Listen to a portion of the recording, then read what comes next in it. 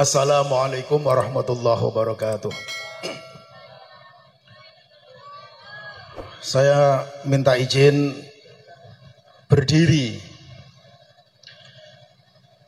Mengapa saya berdiri? Yang pertama, menurut istri saya kelihatan lebih gagah kalau pas berdiri. Kalau kok guyu kenapa? Sampean guyu kenapa? Yang kedua, untuk menunjukkan kepada yang lebih muda bahwa yang tua pun masih tetap bisa berdiri dengan tegak dan insya Allah bertahan lama.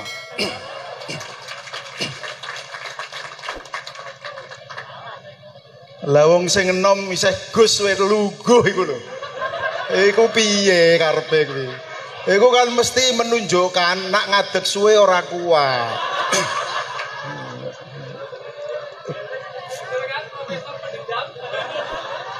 Yang kedua,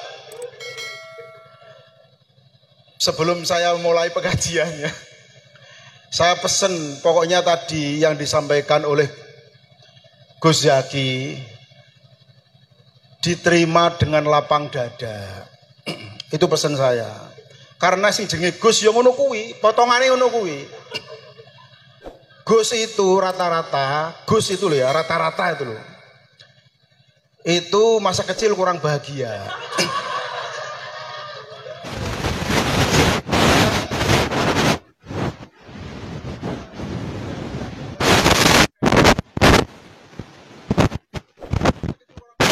Bayangkan. Gus itu kan putrane kiai, ya kan? Iya ndak? Nah anak Gus orang putrane kiai memang jenenge misalnya Gus Mian gitu. Jadi bukan karena Gus putrane kiai, aslinya jenenge Gus Mian. Gus Mian atau Agus panggilannya Gus, ya kan? Tapi kalau Gus putrane kiai, coba bayangkan. Kiai itu kan cuma satu, punya anak. Tapi kiai itu sing diupakara niku yang paling banyak bukan anaknya sendiri, tapi anaknya orang lain, termasuk kayak sampean-sampean kuwi. Sehingga waktunya habis untuk sampean-sampean itu, anaknya sendiri biasanya rapati ke rumah, sehingga masa kecil kurang bahagia.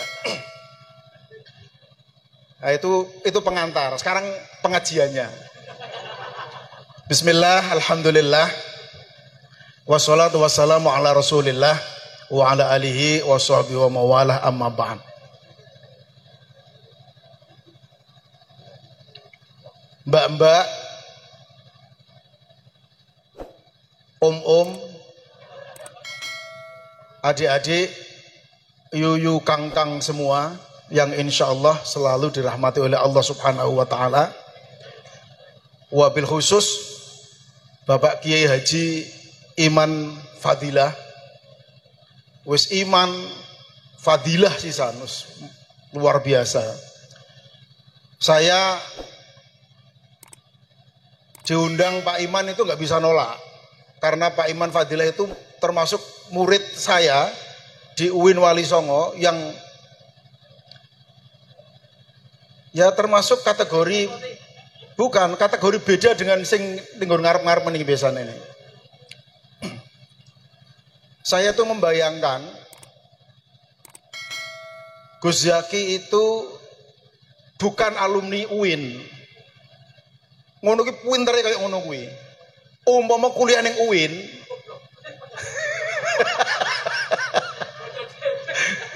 Wah, iku tambah kaya apa pintere gitu loh. Biyen sampean ora kuliah ning UIN sebab apa, Mas? Oh, pacarnya si Undip. Jadi kuliah nguber pacar. Dan ternyata nggak dapat. Sudah nguber-nguber nggak dapat. Melas nemen itu.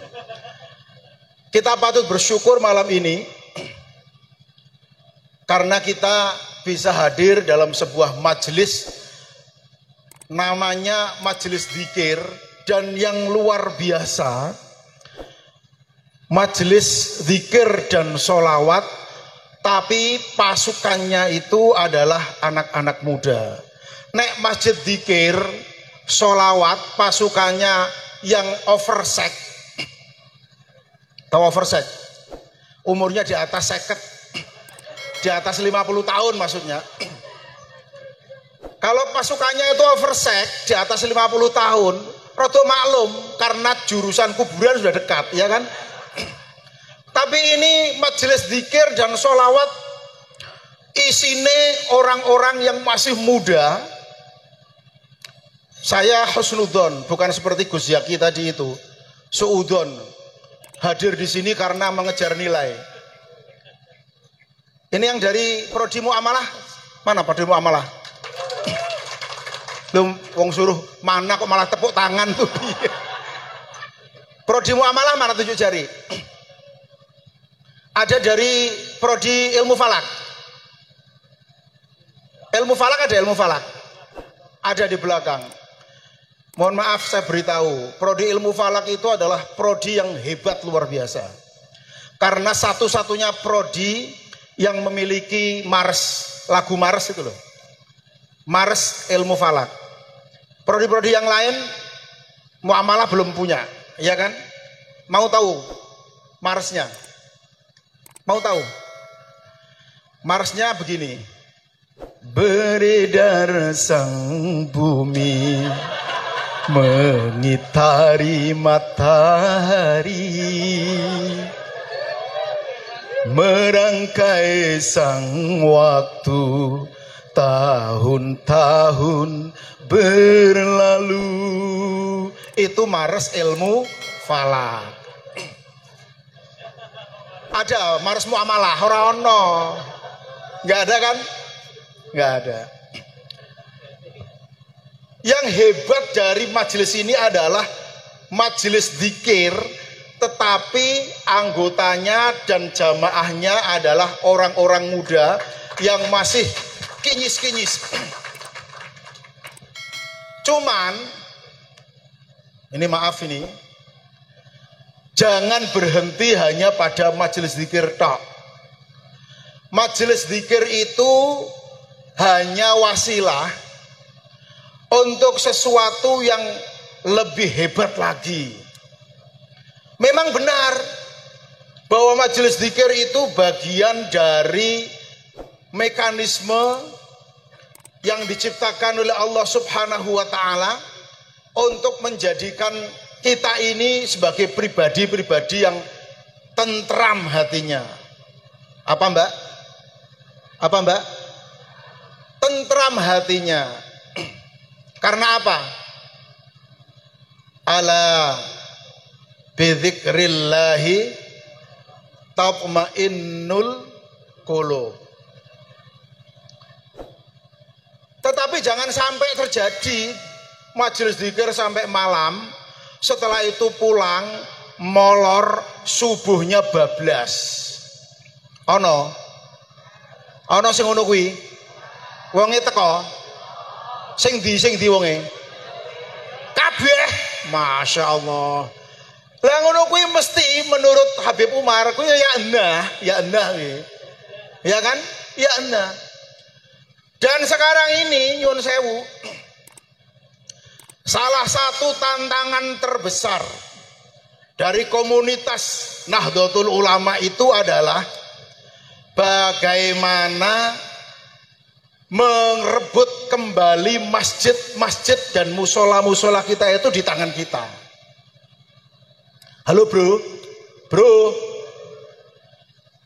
saya mau tanya ini yang di depan ini, yang depan sini, Mas. Berapa kali dalam satu hari panjenengan jamaah di masjid atau musola? Jujur kacang hijau. Berapa kali?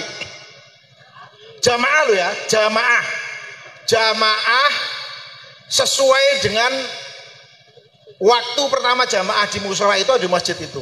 Berapa kali? Lu ditakoni perkara penting kok jawabannya meleho kabeh piye? Karena itulah maka sekarang itu masjid-masjid dan musola-musola isinya hanya orang tua-tua. Jangan sampai terjadi, mohon maaf ini, jangan sampai terjadi ono masjid ini terutama sholat subuh nih tidak ada satupun pemuda yang ada di situ pada saat sholat subuh. Yang ada siapa? Yo ada mosboynya, ada mosboynya. Tahu mosboy? Mosboy lah ya. Mosboy itu nama lain dari merbot tadi itu loh. Ada. Tetapi apa yang terjadi? Sing nom-nom molor. Maka yang adzan itu adalah orang yang sudah tua. Allahu Akbar, Allahu Akbar. Ana ning masjidmu kayak gitu. Alah, Masya Allah. Setelah adzan selesai,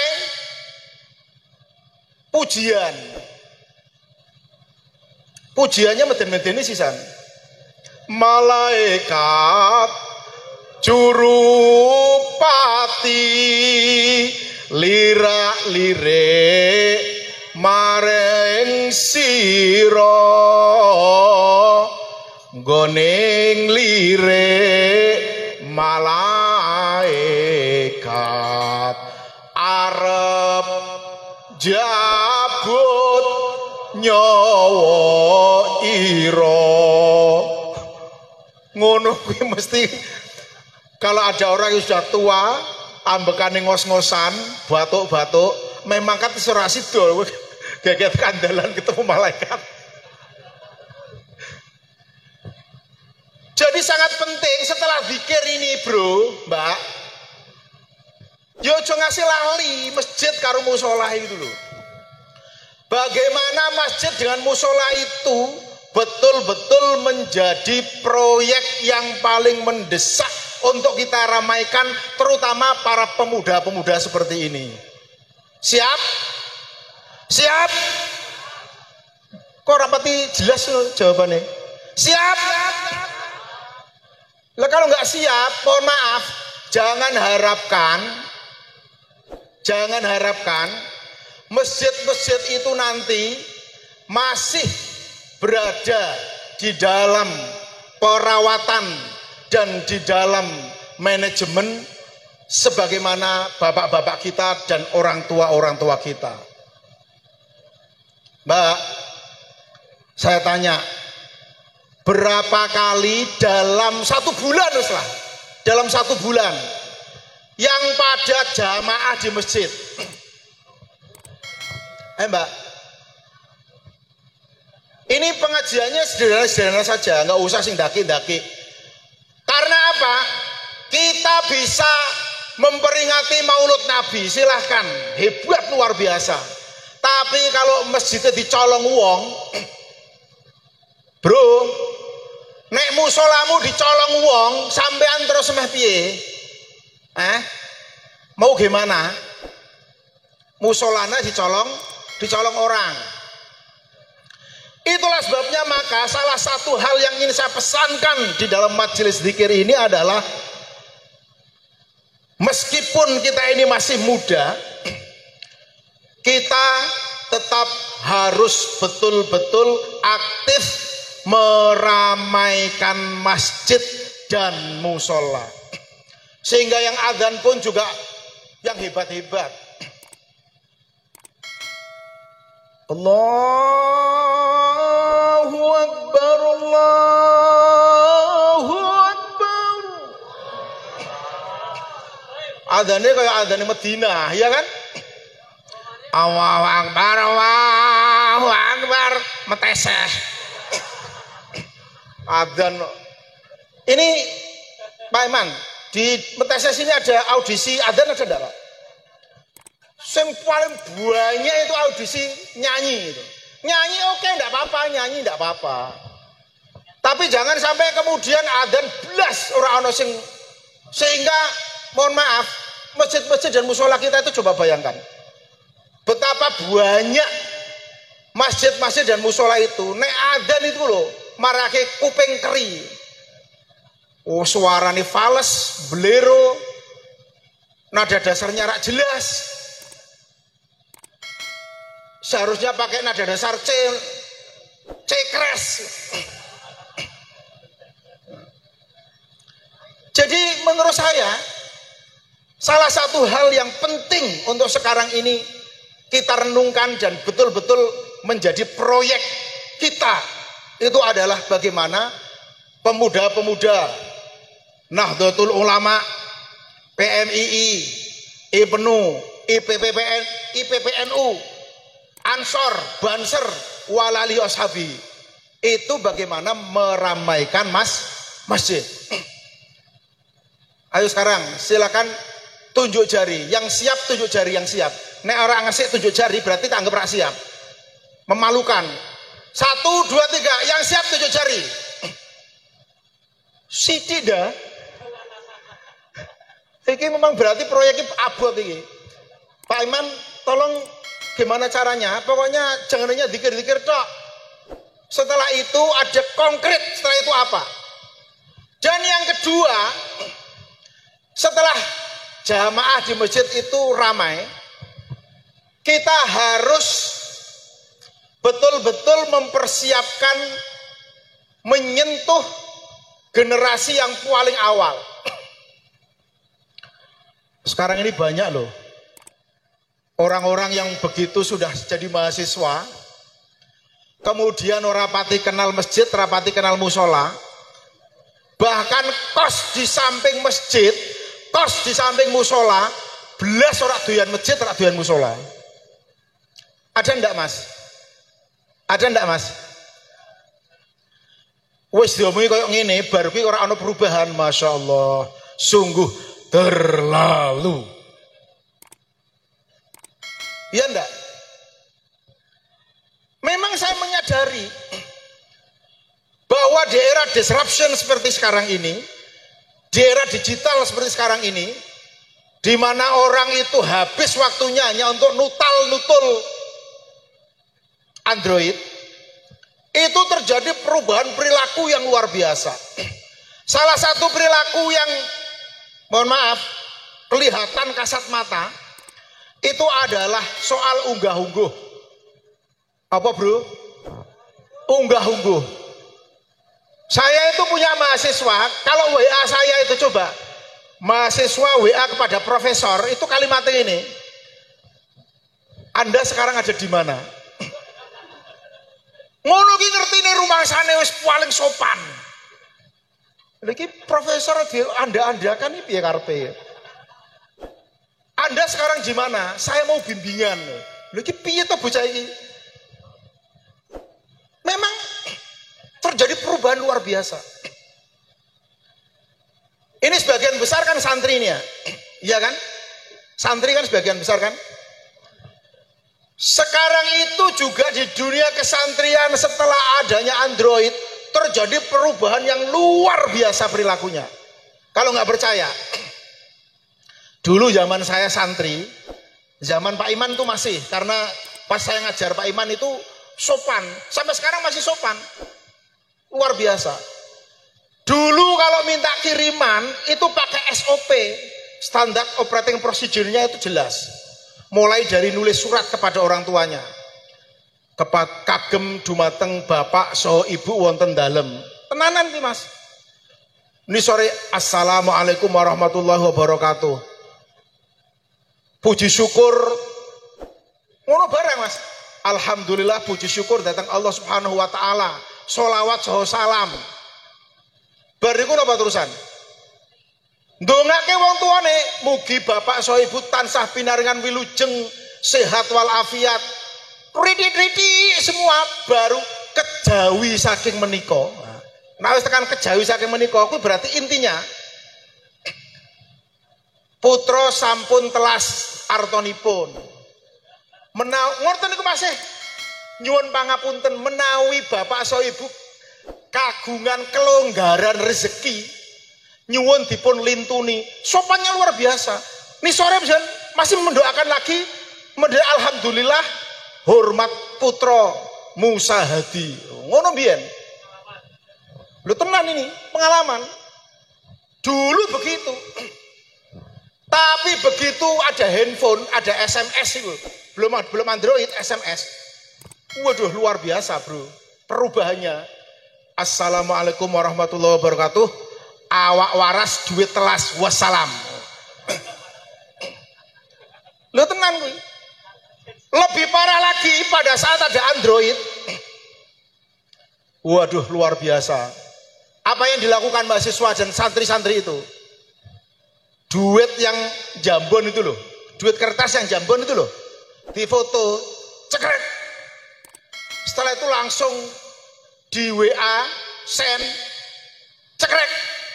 Sampai bapaknya, di WA-nya bapaknya, nih sorry tulisi, kirim yang seperti ini aslinya. Oh no. Lu tenang Pak, sekarang model begitu San. Dan aku jadi bapake, langsung tak bales. Caranya bales be gegem gitu, tak foto, cekrek. Setelah itu tak kirim, cekrek, send, tulis ini sorry, terima ini dulu, aslinya menyusul. Kayak begitu. Meskipun perubahan-perubahan terjadi, poros utama dari apa yang diajarkan oleh Rasulullah Muhammad SAW, yakni tentang sholat jamaah, yang ini merupakan bagian yang paling sulit bagi para pemuda. Justru yang paling sulit itulah yang seharusnya menjadi proyek untuk kita bisa raih. Mas yang di belakang, siap apa enggak? Siap apa enggak? Alhamdulillah. Yang di depan siap apa enggak Mas? Tenane. Sholat subuh, udan deres, gluduk dong leter, listrik mati, bisa tetap mangkat musola.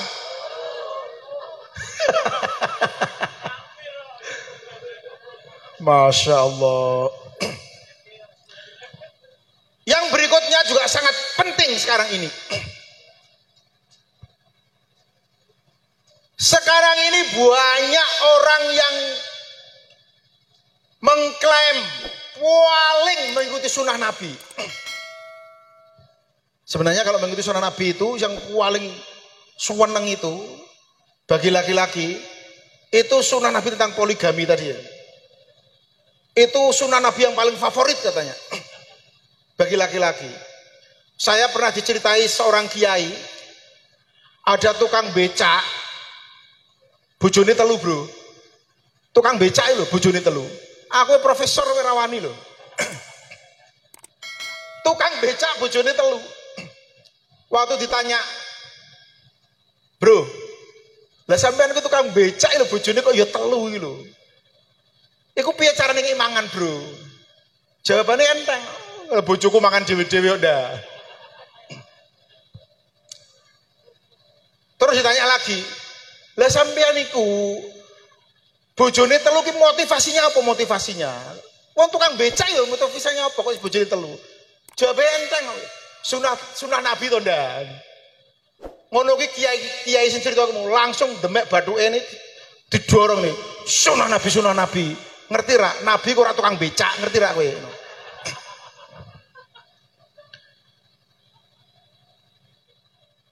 Salah satu hal bahwa sekarang ini banyak orang yang mengaku dan mengklaim paling mengikuti sunnah Nabi. Padahal nyuwun sewu, sunnah Nabi itu terekam dalam kitab-kitab hadis. Yang kitab-kitab hadis itu wujudnya adalah teks, wujudnya adalah nas, ya kan? Wujudnya adalah teks. Yang namanya teks itu oleh manusia dipahami secara berbeda-beda. Saya itu pernah membuat eksperimen kecil di kelas saya. Eksperimennya adalah saya menulis di papan tulis cuman beberapa potong kata. Ada 5 potong kata. Yang pertama adalah ada kabar burung Pak Lurah sakit. Terus saya minta mahasiswa saya untuk membaca satu persatu. Ternyata mahasiswa itu tidak seragam cara bacanya. Minimal ada 2 kelompok mahasiswa ini. Yang pertama membacanya ada kabar burung Pak Lurah sakit. Kelompok yang kedua membacanya adalah ada kabar burung Pak Lurah sakit. Coba kira-kira kelompok pertama dan kelompok kedua itu memahami itu artinya podo apa beda? Ya jelas beda. Kalau yang pertama itu yang sakit siapa? Yang sakit siapa yang pertama? Pak Lurah. Yang kedua yang sakit siapa? Burung. Pertanyaannya adalah untuk teks kalimat yang lahir dari generasi sekarang, now, dan di sini, here, dan pakai bahasa yang sama. Aku orang Indonesia, mahasiswa aku orang Indonesia. Itu saja terjadi perbedaan di dalam memahami teks. Coba sekarang kita bayangkan bagaimana dengan teks agama yang dalam konteks Islam, Quran, hadis itu adalah ajaran yang terwujud dalam teks, yang teksnya itu lahir pada waktu kapan? Quran dan hadis itu kapan? Mbak, Quran itu turun kapan, Mbak? Iki kok cara mercone wis mejen kabeh iki piye iki? Iki perlu wis mulai ngeleh apa piye? Wis ngeleh. Kebangetan kok. Lah wong majelis kok sampai jam 11:30 kok lagi metu aku watok iki lho. Sabar ya, sabar. 5 menit lagi. Jadi kalau teks yang berasal dari bahasa yang sama dengan kita, tidak ada jarak waktu dan jarak tempat yang signifikan, itu saja bisa difahami secara berbeda-beda. Bukan menebarkan gontok-gontokan, amarah, tapi menebarkan rasa cinta dan kasih sayang kepada siapapun. Karena memang Rasulullah memerintahkan kepada kita untuk mencintai dan menyayangi kepada siapa saja yang ada di muka bumi ini. Meskipun berbeda partai politik, meskipun berbeda jaket, meskipun berbeda ormas, tetapi Rasulullah Muhammad SAW mengajarkan kepada kita untuk mengembangkan rasa cinta dan kasih sayang kepada siapapun yang ada di muka bumi ini. Yarhamukum man fis sama. Kalau kita bisa mencintai, mengembangkan rasa cinta dan kasih sayang, maka yang di langit akan memandangi kita dan akan menurunkan rasa cinta dan kasih sayangnya kepada kita semuanya. Saya rasa 2 hal yang penting itu. Yang pertama, proyek untuk bagaimana masjid dan musola itu berada pada tangan kita, dan yang kedua adalah menumbuhkan rasa cinta dan kasih sayang sebagai wujud dari keteladanan Rasulullah Muhammad SAW kepada kita semua. Saya rasa tidak bijaksana karena itu sudah terlalu malam, dan setelah ini masih ada agenda itu. Menurut survei itu jauh lebih menarik daripada ceramah. Menurut survei. Itulah sebabnya maka, tapi kalau itu cok gak ada ceramah ya kurang jos, ya kan? Maka ini sudah dan kemudian kita ikuti orang-orang hebat yang akan menghibur kita. Semoga ini bagian dari refreshing kita. Malam ini, mohon maaf bro, mbak, tolong malam ini lupakan dulu ujian akhir semester. Lupakan dulu ujian tengah semester. Kita berusaha untuk refreshing, bergembira, tetapi tetap di dalam koridor etika sebagai seorang muslim. Setuju? Setuju? Dan ada pantun sebelum saya berakhir. Kalau ada jarum yang patah, jangan dibuang di laut. Berkarat. Wassalamualaikum warahmatullahi wabarakatuh.